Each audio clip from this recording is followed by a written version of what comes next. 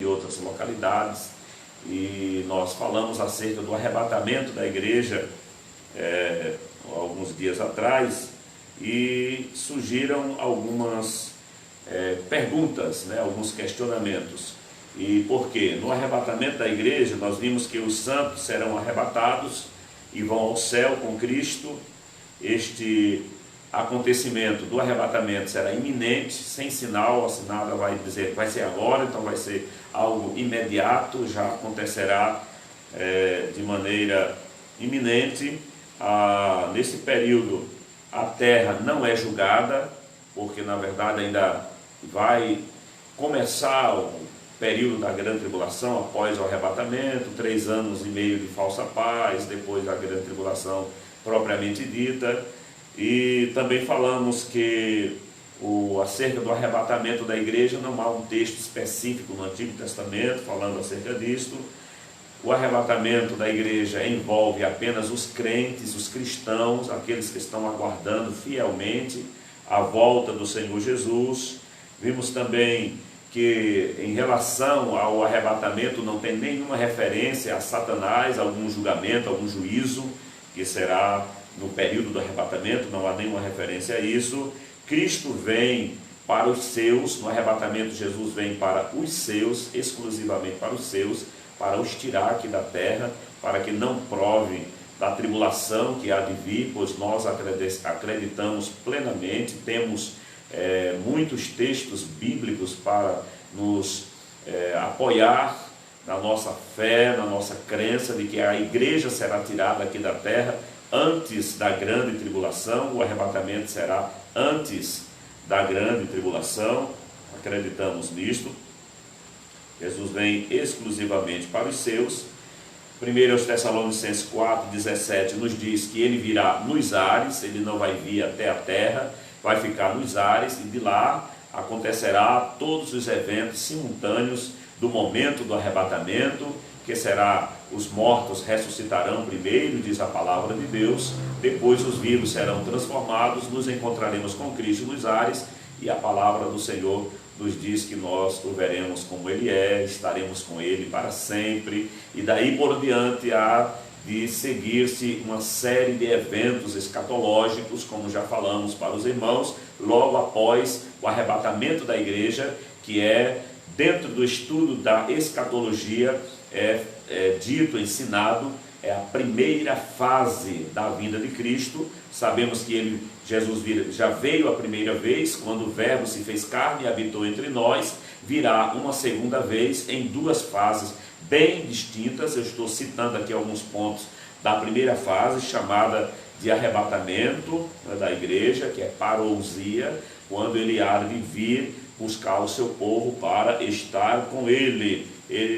Jesus vai vir para o seu povo, e somente o seu povo vai ver o arrebatamento, vai ter ciência daquele momento que foi o arrebatamento. E depois, logo em seguida ao arrebatamento, acontecerá a chamada grande tribulação. Será um período de 7 anos de tribulação aqui na terra, 3 anos e meio de falsa paz, e mais 3 anos e meio de grande tribulação, onde as taças, os ais, o juízo de Deus, os selos serão abertos, e castigos divinos descerão sobre a terra para julgar os homens por toda a sua maldade. Muitos vão adorar a besta, receberão o sinal 666, que é o número do homem, enquanto outros não vão receber. Neste período haverá uma única religião, um governo mundial, uma religião mundial. Não se compra, não se vende, se não tiver o selo da besta.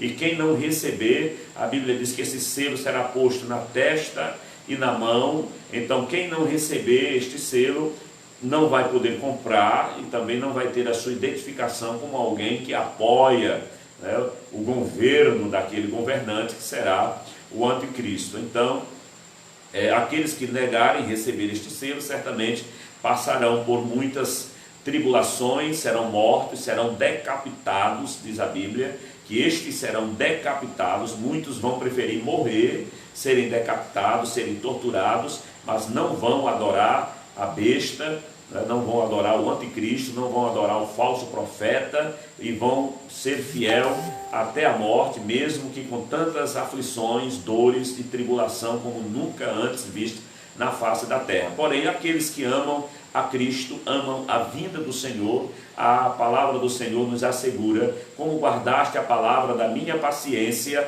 eu também te guardarei da hora da tentação que há de vir sobre todo mundo para tentar os que habitam na terra. Já na segunda fase da vinda de Cristo, e lembrando aqui aos irmãos, nós teremos um intervalo de 7 anos entre a primeira fase, que é o arrebatamento, e a segunda fase, a epifania, que é a segunda fase que acontecerá após a grande tribulação. E o que tem confundido a mente de algumas pessoas em relação a esta segunda fase é que a Bíblia diz que quando Jesus vir buscar o seu povo, será em um momento, no abrir e piscar de olhos. Há quem diga que é 7 milésimos de um segundo, outros dizem 3 milésimos de um segundo. Então será um momento muito rápido, algo que a olho nu não se pode ver, não se pode perceber. Então será como se Jesus vai vir num momento, no abrir e piscar de olhos, como diz lá em 1 Coríntios capítulo 15. Como em outra passagem a Bíblia diz: todo olho verá. Como também o texto que mandaram para mim acerca de que a Bíblia diz: quando ele vier, os seus santos também virão com ele. Então, como vai acontecer? Como seria isto? Como os santos vão vir com ele se a igreja está aqui na terra? Que santos são estes que vão vir com ele? Então a questão é exatamente esta: nós precisamos dividir as duas fases. Quando a Bíblia diz que será no abrir e piscar de olhos, se refere à primeira fase da vida de Cristo, que é o arrebatamento. Quando a Bíblia diz que todo olho verá, está referindo-se à segunda fase. Quando a Bíblia diz que os mortos ressuscitarão, os vivos serão transformados e subiremos ao encontro dele, está falando da primeira fase. Quando a Bíblia diz que ele virá com os seus anjos, os seus santos e os seus anjos virão com ele, está falando da segunda fase. Quando a Bíblia diz que ele ficará nos ares, fala da primeira fase. Quando diz que ele virá e há de pisar aqui na terra, sobre o Monte das Oliveiras, este monte vai se fender, e ali ele vai estabelecer o seu trono, onde vai julgar as nações. Então ele está falando da segunda fase, quando ele virá para batalhar contra o anticristo, o falso profeta e o dragão, e vai trazer o juízo sobre as nações para implantar o seu reino. Esta é a segunda fase da vinda de Cristo. Então, eu quero citar aqui para os irmãos alguns eventos que são relacionados à segunda fase da vinda de Cristo, que acontecerá após a grande tribulação. Eu estou repetindo aqui para ficar bem claro e bem fixado aí na memória, na mente dos amados irmãos. Então, nós vamos ver aqui alguns eventos da segunda fase da segunda vinda de Cristo. Então, quais são estes eventos? Os santos vêm à terra. No primeiro, os santos vão subir. No segundo, os santos vêm à terra. Segundo evento, sinais vão mostrar que este momento, a segunda fase, há de acontecer. Inclusive, a grande tribulação é um sinal. Quando iniciar a grande tribulação, há uma contagem regressiva para a segunda fase, que será após a grande tribulação, exatamente imediato, um ato imediato após a grande tribulação, ou melhor dizendo, será esta segunda fase que vai pôr fim ao governo do anticristo e, consequentemente, à grande tribulação. Uma outra coisa aqui ser dita é que ele vem à terra, e a terra será julgada, as nações serão julgadas, haverá juízo, né, aqui nesta vinda de Cristo. Outro evento será predito várias vezes. No caso, essa segunda fase da vinda de Cristo é prevista ou predita algumas vezes no Antigo Testamento. Esta vinda de Cristo vai afetar todos os homens, enquanto que a primeira, só a igreja vai tomar parte, vai saber, vai ser arrebatada. Na segunda fase, todas as pessoas serão afetadas, porque a Bíblia diz: todo olho verá, e vai pôr fim a uma era de muita dor, sofrimento, de governo do homem de Satanás, do homem, né, do diabo, que é o anticristo e o falso profeta. Então todos saberão que a partir daquele evento glorioso como a Bíblia diz, assim como o relâmpago que se mostra no Ocidente, ele no Oriente se mostra no Ocidente, ele brilha no Oriente, se mostra no Ocidente, assim será este dia, algo que todo olho verá. A mente humana, a lógica humana, não dá para explicar como isto se dará, como todas as pessoas simultaneamente terão ciência do que estará acontecendo, ou do que é aquele evento, como todo olho vai ver, visto que quem mora do outro lado do planeta não vê, não pode ver quem está aqui, né? E isso não teria como ver, porém, pelo que se entende pela Bíblia Sagrada, um grande sinal no céu acontecerá, em que certamente toda a nossa galáxia, todo o cosmo, toda a criação terá ciência que este dia glorioso, da vinda gloriosa, da segunda fase da vinda de Cristo, estará acontecendo naquele momento. Será algo que vai mobilizar todos os seres angelicais, os seus anjos virão com ele, glória a Deus. Certamente será um momento de muita alegria, tanto nos céus como aqui na terra. Vai envolver os anjos, os seres angelicais, a igreja, os homens já glorificados, em corpos glorificados, porque já passaram pelo tribunal de Cristo, já foram galardoados, já estão com vestes brancas, já trajados para entrarem com Cristo no milênio, já virão glorificados para não mais sofrer nenhum dano, não é? Do pecado, da morte, de dor, de aflição. Seremos assim como Cristo, como Ele, né? Não igual, mas semelhante a Ele, com corpos glorificados, que não estarão mais sujeitos às leis físicas e naturais. Aleluia! Será um momento de muita alegria e de glória, que a igreja de Cristo espera por todos os séculos. Então, será um momento em que todos os homens terão ciência e conhecimento que vai acontecer. Quando Jesus vier, nesta segunda fase, Satanás será amarrado com prisões espirituais. Como isto vai acontecer? Deus vai tirar dele todo o acesso que ele tem hoje contra as vidas, contra as famílias, de aterrorizar, de amedrontar, de influenciar as pessoas para o pecado, de enviar seus demônios, os anjos caídos, para atormentar, atribular as pessoas. Não haverá nenhuma manifestação demoníaca, diabólica ou ação deste ser maligno no período de 1000 anos. Ele será amarrado, e este ato dele ser amarrado dá exatamente esta conotação: ele será preso de maneira a não influenciar nada nem ninguém. Todo mal que é gerado por ingerência de Satanás, né, que ele coloca na mente do homem para influenciar o homem, para insurgir o homem contra as leis de Deus, tudo isto será tolhido, tudo isso será preso, tudo isso será tirado. O povo que entrar para reinar com Cristo no milênio vai entrar de uma maneira gloriosa e muito especial, sem influência alguma do mal, né, deste mal gerado pela presença e ação do diabo e das potestades do ar. Isto é maravilhoso, glória a Deus. Neste ponto, como já falamos, Cristo vem com a sua igreja. A igreja virá com Cristo, ele virá à terra. Atos 1:11, nós lemos, a palavra do Senhor nos diz, quando os discípulos estavam olhando para os céus, quando Jesus foi assunto no Monte das Oliveiras, apareceram ali anjos e disseram para aqueles homens, varões galileus: por que estáis olhando para cima? Este mesmo Jesus, este mesmo que viste subir, ele há de descer. E é uma das coisas que eu acho poética e maravilhosa na Bíblia Sagrada, esta expressão, o mesmo Jesus. Lá na mensagem de Paulo, na carta de Paulo aos Tessalonicenses, na primeira carta, capítulo de número 4, a partir do versículo 11 em diante, o apóstolo, ele diz que o mesmo Senhor descerá do céu. Veja que lá em Atos diz que este mesmo que subiu, o mesmo que subiu há de descer.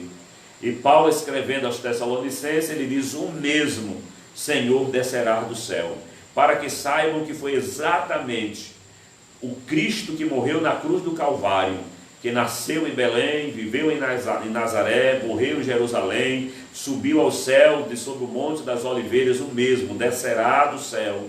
Este mesmo Senhor virá, aleluia, para governar aqui na terra. É o mesmo. Eu acho isso maravilhoso. Na conversa de Jesus, no seu diálogo e na visão que ele deu a João lá na ilha de Pátimos, ele disse a João: eu sou o alfa, o ômega, o princípio e o fim. Eu sou aquele que estive morto, mas eis que vivo e vivo para todos sempre. Nesta expressão nós vemos Jesus dizendo: sou eu mesmo, João, aquele mesmo que morreu, aleluia. Sou eu mesmo, estou vivo, glorioso. E na visão que João teve de Cristo, o viu glorificado. O rosto era como o sol em toda a sua força, seus olhos eram como chamas de fogo, que fala da facilidade, da capacidade, do poder que Jesus tem de penetrar do invisível, de ir além daquilo que os olhos humanos podem ir, e de julgar, para escutar todas as coisas, ir e penetrar no juízo de maneira exata, precisa, mas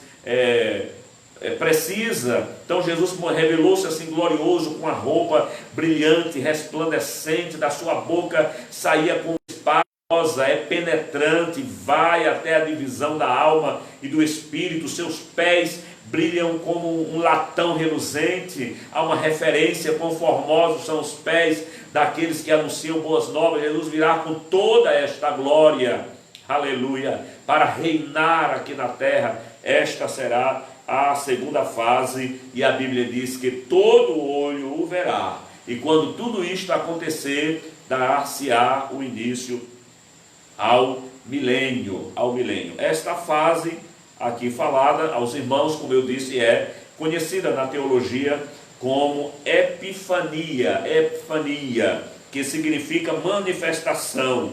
Este termo significa manifestação, expressa a vinda de Cristo no fim da tribulação e envolve o julgamento do mundo, do anticristo. Satanás será preso, né? A esperança dos crentes é colocada nesta manifestação, quando nós esperamos a recompensa a ser recebida da parte do Senhor nosso Deus. Eu quero ler 2 textos aqui com os irmãos. Quem tem a sua Bíblia aí, vamos começar a ler alguns textos aqui. Manda aí, procura aí. 1 Timóteo, capítulo 6, versículo 14, 6,14, da primeira epístola de Paulo a Timóteo. E eu vou ler 2 Timóteo 4, 8. 2 Timóteo 4, 8, 6,14. Deixa eu abrir aqui para ler aqui com os irmãos. Os irmãos podem ir mandando aí as suas opiniões, né? Pode. Posso ler? E pode. Que guardes este mandamento sem mácula e repreensão, até a aparição de nosso Senhor Jesus Cristo. Glória a Deus. Nós temos esta gloriosa esperança. Lê novamente. 1 Timóteo 4, 6, 14, não é isso? Isso. Capítulo 6, versículo 14. Que guardes este mandamento sem mácula e repreensão, até a aparição de nosso Senhor Jesus Cristo. Fala dele se manifestar, né? Aparecer, epifania. 2 Timóteo 4, 8, segunda epístola de Paulo a Timóteo, capítulo 4, versículo 8, nos diz: desde agora a coroa da justiça me está guardada, a qual o Senhor, justo juiz, me dará naquele dia, e não somente a mim, mas também a todos os que amarem a sua vinda. Glória seja dada ao nome do Senhor por isso. Então há uma recompensa para aqueles que guardam a vinda de Cristo. Glória a Deus. O versículo que eu li diz assim: sem mácula e repreensão, né? É verdade. Então nós precisamos nos manter fiéis aos mandamentos de Cristo, às ordenanças de Cristo, e manter a pureza para este dia glorioso. Zacarias capítulo 12, versículo 10, diz: mas sobre a casa de Davi e sobre os habitantes de Jerusalém derramarei o meu espírito de graça e de súplicas, e olharão para mim. Atentem bem para isto que Deus está dizendo aqui: olharão para mim, a quem traspassaram, e prantearão sobre ele, como quem pranteia pelo filho unigênito, e chorarão amargamente por ele, como se chora amargamente pelo primogênito. Quando na aparição de Cristo, quando ele se manifestar em glória, na sua segunda fase, o povo de Israel, a nação israelita, que rejeita aquele Messias enviado, que não acreditam que ele é o Messias de Deus, o enviado de Deus, o Salvador do mundo, neste dia, quando virem Cristo em sua glória, aleluia, em sua majestade, acompanhado dos seus anjos e seus santos, olharão para ele, diz a Bíblia, olharão para mim, vão olhar para ele, a quem traspassaram. Quem foi traspassado com a lança? Cristo. Olharão para ele, então certamente vão lembrar do que fizeram com ele, e do que disseram quando o traspassaram, que se ele é inocente, que a sua culpa, que a culpa caia sobre nós, como de fato caiu. Eles não sabiam o que esperavam. No ano 70, no chamado período da diáspora, quando o general Tito entrou em Jerusalém, sitiou por vários dias, depois entrou em Jerusalém, tudo aquilo que Jesus havia dito que aconteceria, aconteceu no ano 70 depois de Cristo. As grávidas tiveram seus ventres cortados, diz a história, arrancavam as crianças e jogavam nas pedras, colocavam gatos vivos dentro dos seus ventres para que elas morressem com esta tortura. O templo foi destruído totalmente, como Jesus havia dito, não ficou pedra sobre pedra, porque, segundo diz a história, acidentalmente pegou fogo ali dentro do templo, as cortinas, as madeiras, e todo o ouro que tinha dentro do templo derreteu e entrou nas fendas das pedras, e posteriormente eles cavaram, arrancaram pedra por pedra para extrair o ouro que tinha sido derretido em suas fendas, e aconteceu exatamente como Jesus falou: ai das grávidas, ai das que amamentam. Ele disse que não ficaria pedra sobre pedra. Então certamente os judeus vão lembrar, porque a história está aí, eles sabem o que fizeram. Neste dia da vinda de Cristo em glória, eles olharão para ele, diz o texto, e eles vão prantear, como se planteia por um filho unigênito, como quem chora pelo primeiro filho. E a Bíblia diz: vão chorar amargamente. O choro vai ser amargo, né? Que coisa terrível. No capítulo 14,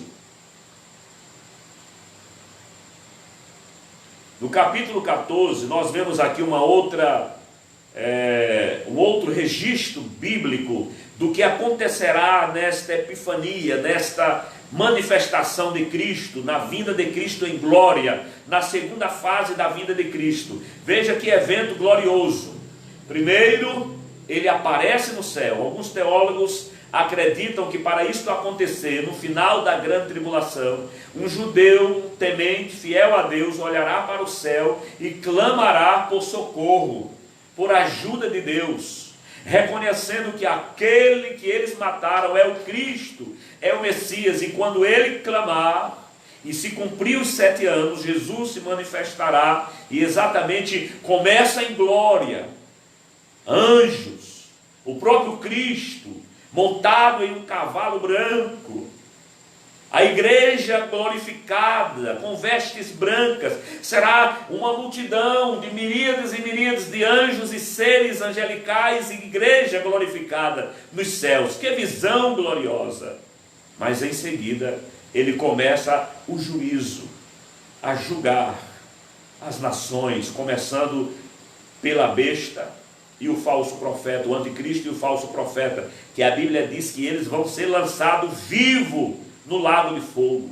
Quem vai inaugurar o inferno eterno, o lugar de suplício, de juízo eterno, vai ser o anticristo e o falso profeta. Eles vão inaugurar o inferno. Depois deles, aqueles que os seus nomes não forem achados escritos no livro da vida, mas isso só vai ser lá 1000 anos depois, no período do chamado trono branco. Abra sua Bíblia, capítulo 14 de Zacarias. Diz: e o Senhor sairá e pelejará contra as nações, como pelejou, sim, no dia da batalha. E naquele dia estarão seus pés sobre os montes das oliveiras. Veja aí, na primeira fase ele não vai pisar aqui na terra, estará lá. Na segunda fase ele vai pisar sobre o monte das oliveiras. E a palavra diz: que monte? Que monte é este? É o que está de frente para Jerusalém, para o oriente. E o monte das oliveiras será fendido pelo meio, para o oriente e para o ocidente. E haverá um vale muito grande. E metade do monte se apartará para o norte, e outra metade do monte vai se apartar para o sul. Atente bem para isso. Quando ele vier em glória, ele vai pisar sobre o monte das oliveiras, e quando ele pisar, o monte vai se abrir para o norte e para o sul. É o que nos diz aqui a palavra do Senhor. E quando o monte se abrir, vai ficar ali um grande vale. Um grande vale vai se abrir ali naquele lugar. E a Bíblia diz: fugireis pelo vale dos seus montes, pois o vale dos montes chegará até Azel. E fugireis assim como fugiste de diante do terremoto nos dias de Uzias, rei de Judá. Então virá o Senhor, meu Deus, e todos os santos consigo. Aleluia!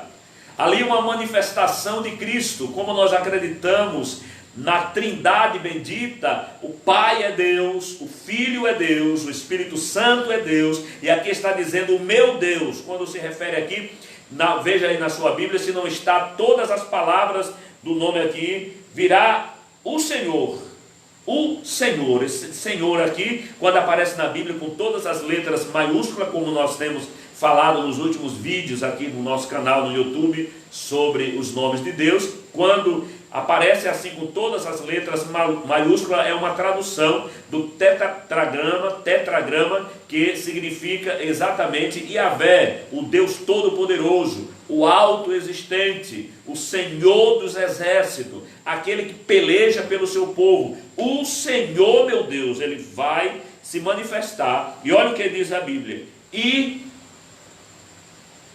todos os santos contigo. Glória a Deus. O Senhor vai se manifestar, e todos os santos de todas as épocas que temeram a Deus, que obedeceram a Deus, que foram ressuscitados no período do arrebatamento, que subiram para estar com Ele no tribunal de Cristo, nas bodas do Cordeiro, agora desce com Ele, todos, a igreja do Novo Testamento e os seus santos do Antigo Testamento. A Bíblia diz: mas será um dia conhecido do Senhor, nem dia nem noite será, mas acontecerá que ao cair da tarde haverá luz. Naquele dia também acontecerá que sairão de Jerusalém águas vivas, metade dela para o oriente, outra metade para o mar ocidental. No verão e no inverno sucederá isso. Manei, tem alguma coisa aí, alguma pergunta? Tem uma pergunta do auxiliar Edinaldo Enéas, né? Ele pergunta se no arrebatamento, depois do arrebatamento, se o Espírito Santo vai ficar na terra. Muito bem, irmão Edinaldo. Agradeço até a pergunta, viu? Muito tempo, irmão, se falava acerca disto, por questões já conhecidas dos irmãos. Temos falado isso algumas vezes. O povo de Deus tem um costume. Vou aumentar um pouco. O povo de Deus tem um costume de repetir o que se ouve, né? Repetir o que se ouve. Ouve uma coisa, acha bonito, reproduz aquilo que ouviu e uma vez que achou bonito, né, aquilo que ouviu, sai replicando, repetindo e não vai pesquisar, não vai ver se de fato tem algum fundo bíblico, algum apoio bíblico para isto, não é? Então, alguém ouviu que o Espírito Santo vai ser tirado, que a Bíblia não terá mais nenhum valor, porque o Espírito Santo não vai estar aqui para inspirar, convencer o homem do pecado, da justiça e do juízo. Também já ouvimos falar que a porta da graça vai se fechar. Então, se a porta da graça se fechar, não teria mais salvação. Então, são algumas posições teológicas equivocadas. Porque no período da grande tribulação haverá também salvação. E a salvação, a Bíblia diz que é pela graça. Pela graça sois salvos por meio da fé. Nós não estaremos na chamada dispensação da graça, porque ela findará com o arrebatamento da igreja. Iniciar-se após o arrebatamento da igreja o período da grande tribulação. Então, aqueles que forem salvos nesse período serão salvos com muitas dores, aflições e até com a sua própria vida, indo até a morte, viu? Então, na minha opinião, no meu entendimento, o Espírito Santo continuará agindo para convencer os homens e dar o entendimento de quem é o verdadeiro Cristo e quem é o anticristo, para que aqueles que serão salvos durante a grande tribulação, por não aceitar o sinal da besta, nem o seu governo, nem adorar o anticristo, nem o seu profeta, nem o dragão, então estes morrerão e serão salvos, e a Bíblia diz no capítulo 20 de Apocalipse que eles vão ressuscitar para reinar com Cristo no milênio. Então, é essa pergunta até agora, né? Quem tem alguma dúvida, né, pode colocar aqui nos comentários, porque o pastor terminando, a gente vai fazer as perguntas dos irmãos, né? Porque muitas das vezes esse assunto nos traz muitas dúvidas, né? Vem trazendo dúvida para algumas pessoas, então aproveite a oportunidade para tirar essas dúvidas agora, nesse momento, nessa live. Amém. Irmãos, abra sua Bíblia aí em Apocalipse capítulo 19, a partir do 11. Apocalipse 19, 11. Vamos ver aqui o que nos diz a palavra, ainda com assuntos relacionados ao período que nós estamos aqui falando hoje, a segunda fase da vida de Cristo, tá bom? Vai deixando aí o seu like, o seu comentário, as suas perguntas. Se não puder responder agora, depois nós podemos estar respondendo aos irmãos. Compartilhem aí a nossa live nos grupos, para que um número maior de irmãos possa também estar nos acompanhando. Apocalipse capítulo 19, versículos a partir do 11 diz: E vi o céu aberto, e eis um cavalo branco, e o que estava sentado sobre ele chamava-se Fiel e Verdadeiro, e julgava e pelejava com justiça. Então Jesus ele vai vir em um cavalo branco, com o nome de Fiel e Verdadeiro, para julgar e pelejar com justiça. A Bíblia diz: os seus olhos eram como chama de fogo, e sobre a sua cabeça havia muitos diademas. Fala de recompensa, de láureas, fala de títulos, né? Especialmente de títulos que são dados a Cristo de todas as suas batalhas e conquistas. Glória a Deus. E tinha um nome escrito que ninguém sabia senão ele mesmo.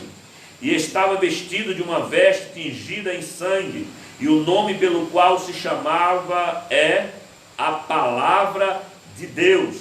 Aleluia. É ele mesmo, a Palavra de Deus, aquele verbo, lá de João 1:1, no princípio era o verbo, e o verbo se fez carne, e o verbo era Deus, e nós vimos a sua glória, como a glória do unigênito do Pai de verdade. É ele mesmo, é ele mesmo. Glória seja dada ao nome do Senhor. E o nome pelo qual se chama é a Palavra. E seguiam-no os exércitos no céu, em cavalos brancos e vestidos de linho fino, branco e puro. Isso é maravilhoso, né, irmãos? Quando a Bíblia coloca que aqueles que servem a Deus para andar com Cristo têm que estar vestidos, precisam estar vestidos de roupas sem mancha, sem mácula, revestidos de pureza, linho fino, branco e puro. E da sua boca saía uma aguda espada para ferir com ela as nações, e eles a regerá com vara de ferro. E ele mesmo é o que pisa o lagar do vinho do furor da ira do Deus Todo-Poderoso. Este será o dia da vingança do Deus Todo-Poderoso. Há muita gente que zombam de Deus, dizendo quando acontece alguma maldade, algum homem pratica algum mal, e diz: cadê Deus que não vê isso? Porque Deus não faz nada? É porque Deus é diferente dos homens. O Deus é diferente dos homens. Deus, ele está usando de misericórdia, pelo menos no registro bíblico, 7.000 anos. Nós estamos aí, pelo menos nos 6.000 anos já passados aí de bondade, de misericórdia de Deus para com os homens, nas suas dispensações de amor, para usar de juízo em um dia. Se fosse nós, faríamos ao contrário, como alguém já disse, usaria de misericórdia em um dia para castigar em 1000 anos. Então ele virá para julgar. E a Bíblia diz: e no manto e na sua coxa tem escrito este nome: Rei dos Reis e Senhor dos Senhores. E vi um anjo que estava no sol e clamou com grande voz, dizendo a todas as aves que voavam pelo meio do céu: vinde e ajuntai-vos à ceia do grande Deus, para que comais a carne dos reis, e a carne dos tribunos, e a carne dos fortes, e a carne dos cavalos, e dos que sobre eles se assentam, e a carne de todos os homens, livres e servos, pequenos e grandes. E vi a besta e os reis da terra e os seus exércitos reunidos para fazerem guerra àquele que estava sentado sobre o cavalo e ao seu exército. E a besta foi presa, e com ela o falso profeta, que diante dela fizeram os sinais, com que enganou os que receberam o sinal da besta e adoraram a sua imagem. E estes dois foram lançados vivos no lago de fogo que arde com enxofre. E os demais foram mortos com a espada que saía da boca do que estava sentado sobre o cavalo, e todas as aves se fartaram das suas carnes. Meu Deus! Será um momento de muita tribulação. Nesse texto de Apocalipse 19, do versículo 11 ao 21, nós vemos aqui a manifestação de Cristo. Nesse próprio texto mostra que os seus anjos e os seus santos virão com ele. Mostra também que o monte de Jerusalém, o monte Sinai, ou melhor, das oliveiras, o monte das oliveiras será fendido para o norte e para o sul. Ali haverá um grande vale, as nações vão se reunir ali para uma grande batalha, em um vale chamado Vale de Josafá, para a batalha chamada de Armagedon, em que um grande exército com representantes de todas as nações da terra, chefiado pelo anticristo e o falso profeta, induzido pela ação diabólica, satânica da velha serpente, do dragão, estarão ali para pelejar contra o povo de Deus. E quando a cidade e o povo de Israel estiver sitiado e não houver mais escape, Cristo aparecerá para pelejar contra eles e há de os vencer pela espada que sai da sua boca, que fala pelas palavras que ele há de proferir. Estas nações serão vencidas. A palavra do Senhor nos diz que nesta batalha, ao Jesus proferir palavras de juízo contra estes exércitos, eles ainda estando em pé, antes de cair em terra, apodrecerão a língua e os seus olhos em sua órbita. Veja, enquanto eles estiverem em pé, antes de cair, já vão cair com o olho e a língua podre, apodrecidos. Então eles não terão chance alguma contra aquele que é o Todo-Poderoso, que aparecerá com glória. Aleluia. E a igreja precisa falar isto.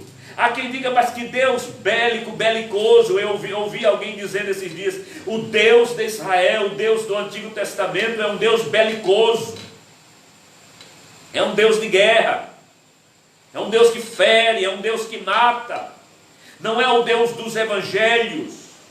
Deus é amor ao extremo, não há como medir, como mensurar, como equilatar o tamanho do amor de Deus. Quem pode medir a sua altura, largura ou profundidade, como diz a palavra? É imensurável. Quantos anos, quantos milênios, quanto tempo Deus tem usado de bondade e de misericórdia, enviando os seus servos, e os homens matam os seus servos, enviando os seus profetas, e os homens matam os seus profetas. Como Jesus chorou olhando para Jerusalém. Eu consigo sentir na minha alma a dor que Jesus sentiu ao olhar para Jerusalém.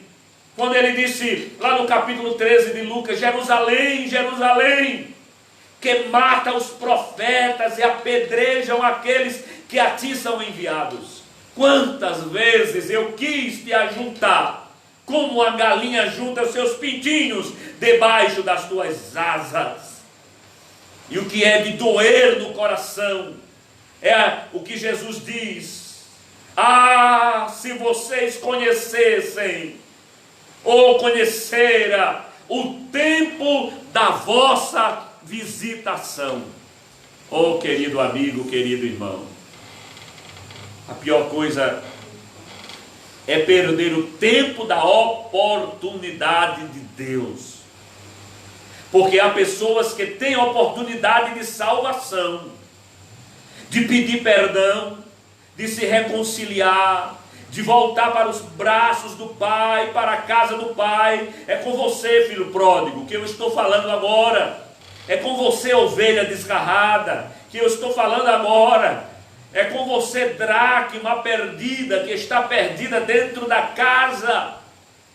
O Pai está fazendo uma limpeza neste período, para achar os verdadeiros adoradores. Aleluia. Para que venha emergir do meio desse período de pandemia, de calamidade, de dor e aflição, aqueles que verdadeiramente são fiéis e tementes a Deus. Meu Deus, para que sejam encontrados, o Senhor procura os fiéis da terra. O Senhor passa e revista os seus exércitos. Ele procura aqueles que são tementes e fiéis a Ele. O tempo da oportunidade está aberto. Podemos ainda ouvir o clamor do grande legislador, um patriarca, um profeta, o libertador de Israel, Moisés. Ele dizendo, expressando o que Deus falou: eis que eu ponho diante de vós a vida e a morte, a bênção e a maldição. Escolhe a vida para que viva tu e a tua casa. Então o juízo de Deus virá naquele dia, porque as pessoas escolheram a maldição, escolheram a morte.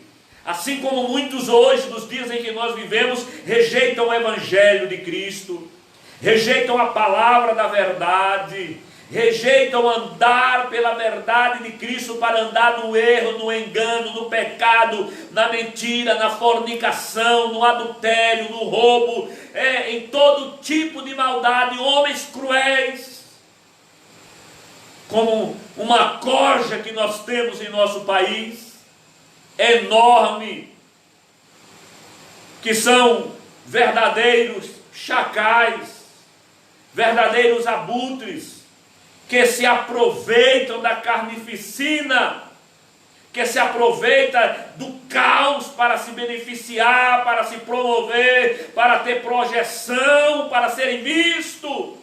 Que o Senhor repreenda estes filhos do diabo.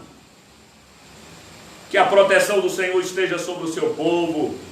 Há na terra os filhos de Deus e os filhos do diabo. Por isso eu estou dizendo isso, não se engane. Há muita gente pensando que todo mundo é filho de Deus. Não, Senhor. Quando alguém batia no peito e dizia, nós somos filhos de Abraão, Jesus disse, vocês são filhos do diabo. Porque se fosses filho de Abraão, fazia as mesmas coisas que Abraão fazia. As mesmas obras que eu faço, porque eu faço as obras que Abraão fez. E também fariam as coisas que meu pai quer.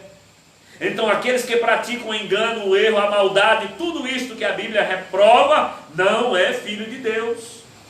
Por isso o apóstolo escreveu, veio para o que era seu, os seus não receberam. Aqueles que o receberam, deu-lhe o poder de serem feitos filhos de Deus, a saber, os que creem no seu nome. Quer dizer que aquele que não crê no nome de Deus, revelado em Cristo Jesus como Senhor e Salvador, não é filho de Deus, mas filho do diabo.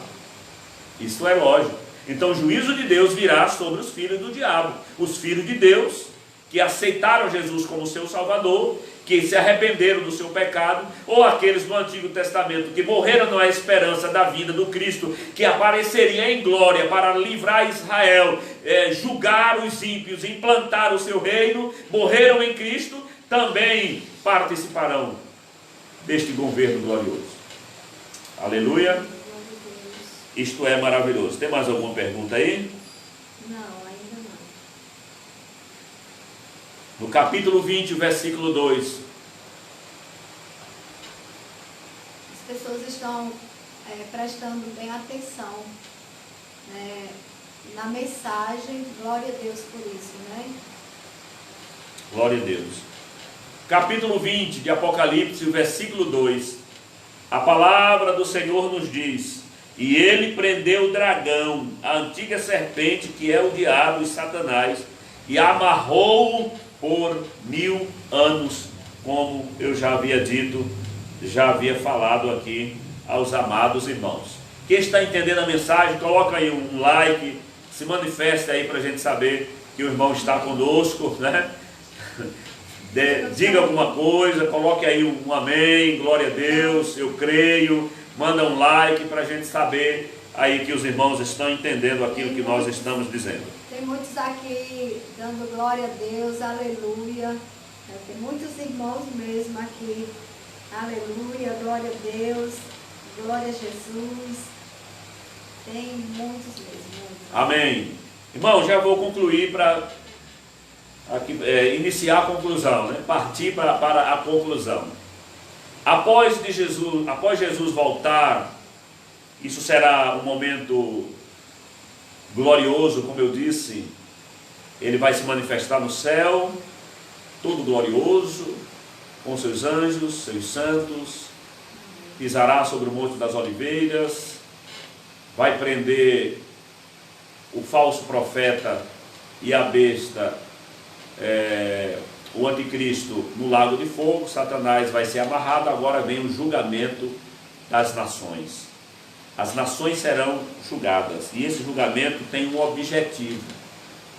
Qual seria esse objetivo? Qual o objetivo do julgamento destas nações? Primeiro, os exércitos que estavam ali foram desbaratados, vencidos. Os irmãos podem colocar a sua opinião aí embaixo. Por que essas nações vão ser julgadas? Por quê? Qual a necessidade destas nações serem julgadas? Irmã Neide vai abrir a Bíblia dela aqui em Jeremias, capítulo 3. E nós vamos ler alguns versículos. Se algum irmão quiser e puder, pode colocar aí a sua opinião. Por que Jesus vai julgar estas nações logo no ato seguinte à sua epifania, a sua manifestação em glória, logo após ele vencer o anticristo, o falso profeta, o exército? Satanás vai ser preso e agora ele vai julgar as nações antes do milênio. Qual o objetivo? Alguém pode colocar aí? Jeremias capítulo 3, versículo 2. 3, 2. Levanta os olhos aos altos e vê, onde não te prostituístes, nos caminhos te assentavas para eles, como árabe, como árabe. no deserto, assim manchaste a terra com as tuas devassidões e com a tua malícia. Versículo 11. Veja que o pecado do homem mancha a terra. Então a terra ela está neste momento manchada, e Jesus vai purificar a terra e selecionar. Já vou dar a resposta aqui. Selecionar, vocês estão bem atentos aí. Selecionar aqueles que vão entrar no milênio com ele. O julgamento das nações objetiva selecionar aqueles que vão entrar no milênio com Cristo. Versículo 11. E o Senhor me disse: já a rebelde Israel justificou mais a sua alma do que a leveosa Judá. Versículo 12 e o 14. Vai, pois, e apregou estas palavras para a banda do norte, e diz: volta, ó rebelde Israel, diz o Senhor, e não farei cair a minha ira sobre vós, porque benigno sou, diz o Senhor, e não conservarei para sempre a minha ira. 14. Convertei-vos, ó filhos rebeldes, diz o Senhor, porque eu vos despojarei e vos tomarei a um de uma cidade e a dois de uma geração, e vos levarei a Sião. Glória a Deus. Queridos irmãos, nós vemos aqui que este período Jesus estará purificando tanto Israel, como também estará purificando as nações, não é? A Bíblia fala que neste julgamento das nações, Jesus ele porá aqueles que estiverem à sua direita e outros à sua esquerda.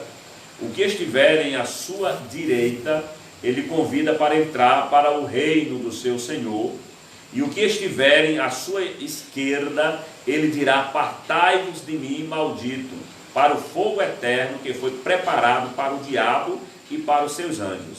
Veja que Deus não preparou o juízo eterno para os homens, mas para o diabo e os anjos dele. Porém, os homens que seguirem Satanás, como estas nações que vão estar seguindo o anticristo, não é?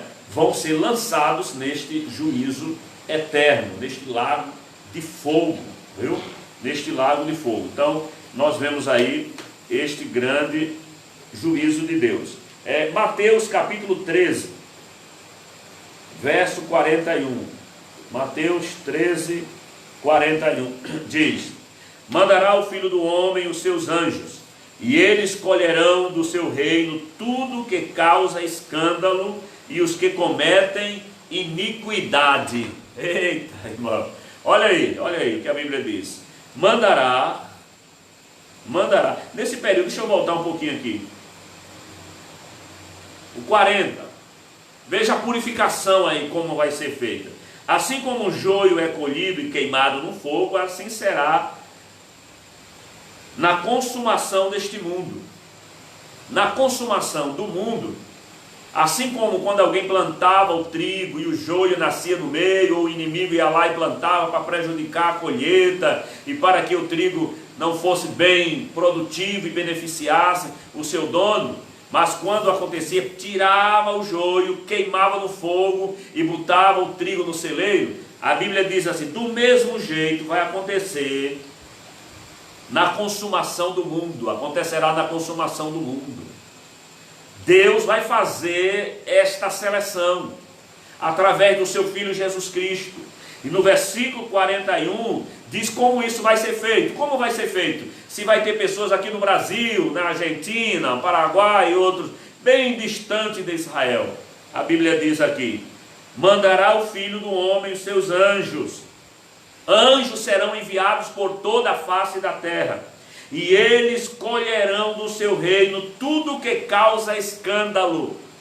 Todos os adoradores de Satanás, da besta, do anticristo, todos aqueles que profanaram o nome de Deus e não atentaram para o Cristo que haveria de vir, estes serão colhidos em toda a face da terra. E a Bíblia diz: e lançar-los-ão na fornalha de fogo, e haverá pranto e ranger de dentes. Haverá pranto e ranger de dentes naquele dia. Será o julgamento das nações, será para Deus purificar a terra da maldade do homem, para selecionar aqueles que vão entrar no milênio, os que seguiram a besta, adoraram a besta, não eram confederados com a besta, aliados da besta, né, do anticristo. Estes serão arrancados daqui da terra e lançados no lago de fogo. 43. Me veio um negócio à mente aqui, irmão. Eu já quero terminar, nem sei quanto tempo nós já temos aí de live, mas ainda temos um bom número aqui de irmãos que estão conosco. Já já estaremos concluindo. Me veio um negócio aqui à mente. Muitos adoradores da besta daquele período serão certamente as pessoas que estão em busca de facilidades e tranquilidades. Pessoas que estão em busca de comodidade, de conforto. Que o diabo, o anticristo e o falso profeta trarão milagres, maravilhas. Vai vir muita gente que vai se aproximar deles atrás de um certo conforto no meio da grande tribulação. Tem muita gente, muitas pessoas assim. E eu já ouvi alguém, tem um ditado popular que diz: já que está no inferno, toma o diabo por compadre, e vai que vai, né? Toma o diabo por compadre. Então, no período da grande tribulação, tem muitos que vão ter o diabo como compadre dele, pai deles, né? Padrinho deles. E os apadrinhados com o diabo serão lançados no lago de fogo. Porém, para concluir, veja o que diz a palavra de Deus, Mateus capítulo 13, versículo 43, diz: então os justos resplandecerão como o sol no reino de seu Pai. Quem tem ouvidos, ouçam. Os justos vão resplandecer. Logo após esse período, esse momento da segunda fase da vida de Cristo, de manifestação, de vitória de Cristo sobre os exércitos, dele selecionar as nações, Satanás vai ser preso, depois todo esse momento da terra passar por esta purificação, Jesus vai implantar o seu reino milenar aqui na terra, e aquele que tem confiança nele, esperança nele, vai participar deste glorioso momento. No próximo